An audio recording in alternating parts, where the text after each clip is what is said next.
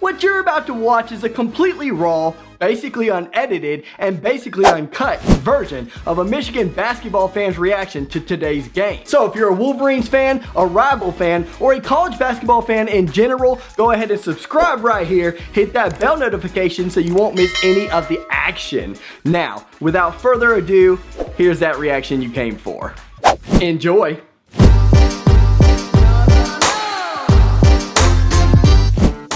You win some, you lose some. In Michigan's case, you win most of the time, but every now and then you do have a crappy performance. This was way worse than the Minnesota performance, yes, but in both cases, we got absolutely blown out. The Minnesota performance was a little bit more understandable because it was on the road. This time we were at home and we were 6.5-point favorites against the Illinois Illini without Ayo Dosunmu, of all things, but just didn't have our best effort today, and we fall 76-53 to the Illinois Illini. Let's break it down. Let's talk about what we saw in this game. Again, before I go any further, congratulations to Illinois. They were 6.5-point underdogs on the road at Chrysler Center, where even when there aren't fans, Michigan is very, very good there. So kudos to them. Not only did they cover the spread, they busted the spread, beat Michigan by 23 points on the road without their very best player. And a lot of Illinois fans in the chat were saying, you know, forget y'all, we're not better without Ayo, and I just disagree. I disagree. I'm not saying that you're a better team without Ayo. I'm just saying that you're having more chemistry and more togetherness without him. And hopefully, for your sake, when he does come back, you'll have that togetherness. And before we go any further, yes, I'm giving you your kudos. I'm saying absolutely a big win for Illinois on the road against the number 2 ranked Michigan Wolverines. That's huge. If I'm an Illinois fan, I'm absolutely happy with this performance, and I think it can go a long way moving forward. But I'm telling you, and I said it in the stream, we're about to whoop that butt in the Big Ten tourney. It's not cockiness. It's not being annoying. It's not arrogance. It's none of that. I'm just telling you that the way that the players were acting on the bench, Michigan players, the Michigan team as a whole, they're going to see that. They're going to rewatch that footage. They're going to see Illinois kind of being a little cocky, kind of being a little bit of, oh, yeah, y'all were scared to play us, and now we're showing you why. We're going to make sure we harness that, bring it in, and we're going to play Illinois in the Big Ten tournament, and we're going to spank them. I'm telling you that right now. I'm calling it because I like to be right. Call me cocky, call me arrogant, call me whatever you want to.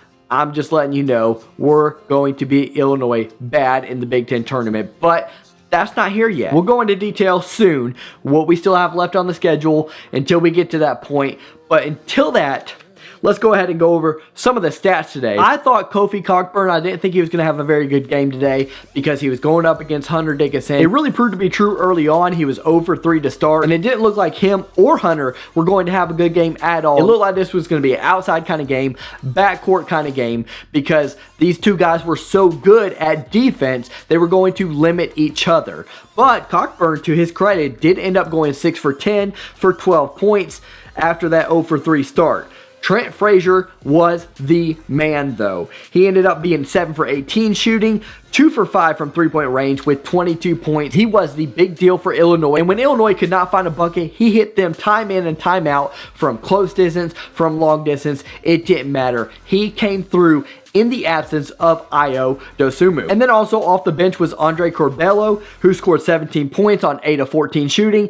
Eerily similar to that game against Wisconsin in the last outing where he was 6 of 13, also for 17 points. So he is coming through in the clutch off the bench for the Illini, and he's a big reason, along with Frazier and Cockburn, as to why they got the victory, because let me tell you, they didn't get a lot of help from their other players. So this time, the big three really proved to be the difference maker. A lot different than that Ohio State game where I said, hey, Ohio State's big three is all they had, and that's why they lost. That was when they scored in the 80-point range. This time, Illinois played enough good defense to where only the big three and the points that they got off of them was enough in the grand scheme of things, because Michigan did not shoot well. Their leading scorer was Eli Brooks. He was 3 of 8 for 11 points.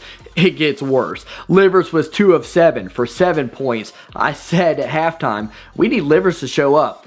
And I got to talk about Livers in general, man. You got to man, he's got to start shooting more, and he's got to start shooting better. He's got to start realizing he is the experienced person on this team. He is the go-to guy in instances like this where we can't find anybody to score points. Either him or Franz Wagner. They have both the experience and the shooting ability to get us over humps like these. They weren't able to do it today, but we're going to need them. Because if we have a game like this in the tournament, I mean, that's it, guys. It's one and done in the tournament. When you play like this in the tournament, you're out, okay? I know that might be shocking to some people, but it's the truth. Dickinson was 1 for 8 for 6 points. He was not ready for this. He wasn't ready for this. The physicality of Cockburn, the length of Cockburn was a little bit different than Garza, who, as my boy Phil said, is soft. Garza can be physical, but he has an outside shooting game, and he's just a little bit more finesse than what Cockburn is. Cockburn is going to be down low, physical, he's going to bruise you up, really test you in that regard, and Dickinson wasn't ready for the challenge. No offense to him. He's a freshman. His body might just not be there yet. He might not be conditioned enough. He might not be strong enough. I know to our blind eye, Dickinson is ready. He's a big guy. But he's got a lot of building to do, and maybe that's why he stays next year. Fingers crossed. But yeah, tough night for him as he goes 1 for 8 for 6 points, and I would really like to see Dickinson heat up the way McGarry did on the Trey Burke team in 2013. God, I always get that confused. The way McGarry did, he got hot during the tournament. Let's look for Dickinson to do the same sort of thing. I saw some weaknesses out of Dickinson today that I've noticed before, but I really haven't honed in on them. I mean, is he really that good of a shooter? I think not. He's kind of like, it's all inside presence for him or whatever. He's got a little bit of a hook shot from a little bit away from the basket, but for the most part, he cannot shoot from the elbow, in my opinion. Not on a consistent basis, and especially not with a hand in his face. So he's not as dominant down low as you would like him to be, and he can't really stretch the floor as much as you would like him to stretch the floor. Dickinson, for all the good things we have to say about him, there are some weaknesses to his game, believe it or not. But hey, we're not going to focus on all that. He is a good player. I'm not going to sit there being too hard on him. In fact, I'm not being too hard on the team in general. This was a bad day. It was a bad day for us. But this isn't the Michigan team that we've come to know and love. We're still 18-2. We're still number 2 in the nation until that changes at the end of the week. And we're still a very good squad.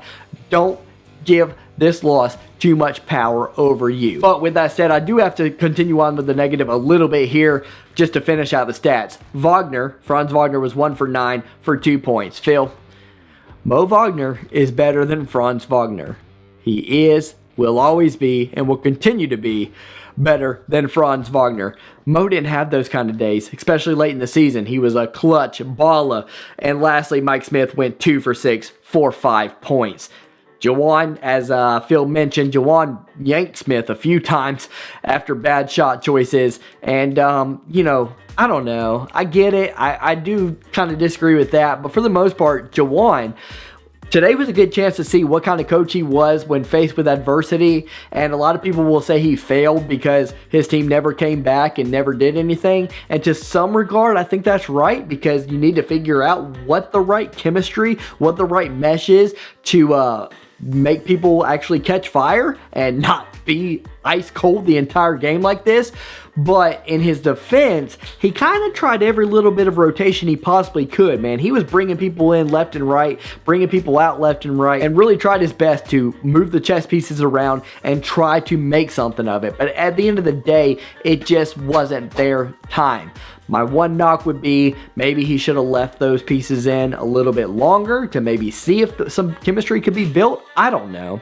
My thinking was at halftime was we're going to find somebody that's got the hot hand, and once we find that guy, we got to start hitting him. We have to go to him left and right. He is that guy, and he's pretty much the only one we can lean on that day, much like some of our past teams where we didn't have as much help as we do this year. This is the first time where, you know, most of the time when some people are off, we at least got 2 or 3 guys that are on, so it's easy, no problem. This is the first time where we were like, does anybody want to help us? Is there one guy we can go to? And guess what? The answer was no. No, nobody shot well. The bench had 22 points. That's a big difference between the 3 points that we had last time around from them. So this time around, it was the starters that let us down. They did not play well. But again, it's okay, guys. It's okay. We're still 18-2. We're still a good ball club. We'll be fine. If you're curious what's going to happen with the rankings, not much, man. We're going to drop to maybe 4. I know you're thinking, this is only our second loss. How would we possibly drop behind Illinois when they have 6 losses? Well, for one, we had some games canceled. For 2, they just absolutely spanked us on our court. So I know Baylor's going to move ahead of us. I just have to imagine that maybe Illinois will because of how bad they beat us. But I wouldn't be surprised if we stayed at 3 either. Either way, it doesn't matter. Everybody knows the rankings mean nothing. All that matters is tournament time and where you stand in the region and what your region looks like, all that good stuff. So let's not worry about the rankings. But yeah, I'm going to guess 4. Let me know in the comments below what you think. I think most people are going to say either 3 or 4. Actually, I think the majority are going to say 3, so I'm curious to see how that goes. What now? We have a back-to-back with Michigan State left. I used to say that Michigan State and Michigan were going to split. I think now this was our terrible performance. We got it out of the way.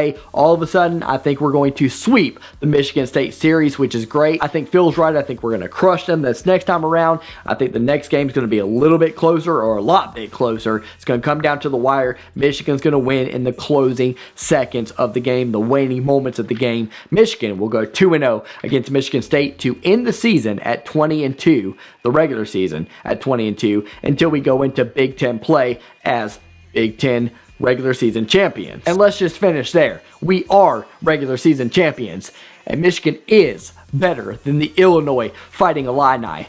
And I'm going to say it. I've already said it before.